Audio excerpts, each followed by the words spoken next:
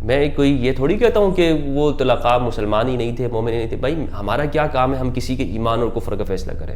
نہیں، ہم تو اس پہ فیصلہ کریں گے کہ جو درجہ جو آپ سٹار انہیں دے رہے ہیں، ستارہ دے رہے ہیں، کیا وہ اس بندہ اس بات کا میرٹ پہ ہے یا نہیں ہے؟ آپ کہیں کرپشن اور دھاندلی تو نہیں کر رہے؟ تو اس پہ ہم بات کرنے کو تیار ہیں.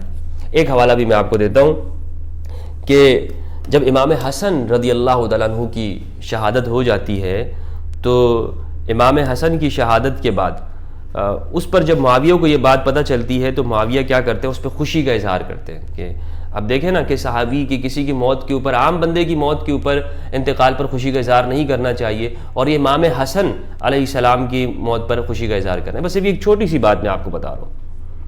سلسلۃ الاحادیث الصحیحہ جلد نمبر 2 حدیث نمبر 811 اور ابو داؤد کتاب اللباس باب فی جلود النمور، خالد روایت کرتے ہیں کہ مقدام بن مادی کرب، عمر بن الاسود اور بنی اسد میں سے ایک شخص معاویہ بن ابی سفیان کے پاس آئے تو معاویہ نے مقدام سے کہا کیا تم کو خبر ہوئی حسن بن علی فوت ہو گئے؟ مقدام نے یہ سن کر انا للہ پڑھا، انا للہ، پریشان ہو گئے. معاویہ نے کہا کیا تم امام حسن کی وفات کو مصیبت سمجھتے ہو؟ کیا تم یہ سمجھتے ہو کہ بری بات ہو گئی؟ یعنی کیا تم بھی یہ سمجھتے ہو کہ ان کا انتقال ہو گیا اور برا ہو گیا؟ حضرت مقدام نے کہا میں کیوں ان کی موت کو مصیبت کیوں نہ سمجھوں، جن کو گود میں بٹھا کر رسول اللہ نے فرمایا حسن مجھ سے مشابہ ہے اور حسین علی سے مشابہ ہے.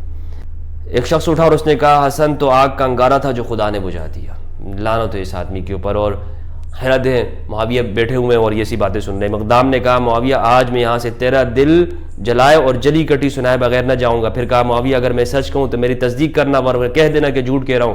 معاویہ نے کہا اچھا ایسے ہی کروں گا. مقدام نے کہا تجھے اللہ کی قسم دیتا ہوں کیا تم نے رسول اللہ صلی اللہ علیہ وآلہ وسلم سے نہیں سنا مردوں کو سونا پہننے سے منع فرمایا؟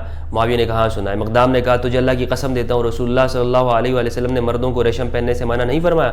معاویہ نے کہا ہاں. مقدام نے کہا معاویہ تجھے اللہ کی قسم دیتا ہوں رسول اللہ صلی اللہ علیہ وسلم نے درندوں کی کھالیں پہننے اور ان پر بیٹھنے سے منع نہیں فرمایا؟ معاویہ نے کہا ہاں. مقدام نے کہا معاویہ اللہ کی قسم یہ تینوں کام تیرے گھر میں ہو رہے ہیں، یہ تینوں کام تیرے گھر میں ہو رہے ہیں.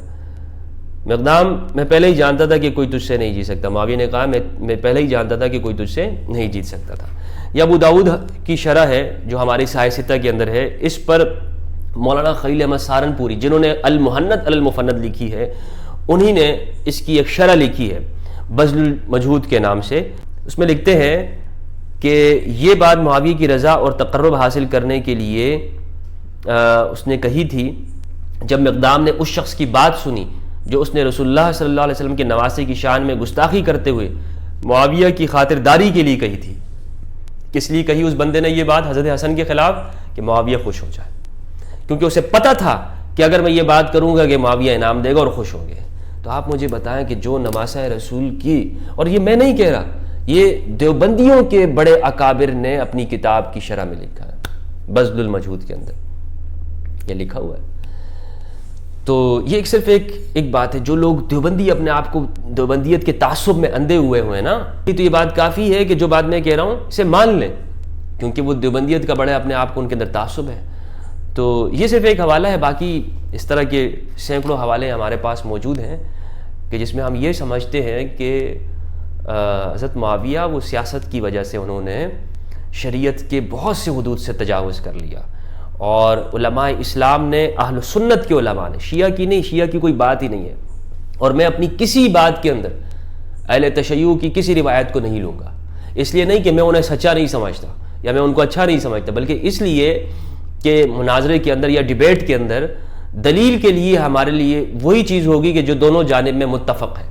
یعنی اہل سنت کی عبارات، اہل سنت کی کتابیں، اور حدیث ہے پہلے نمبر پر حدیث.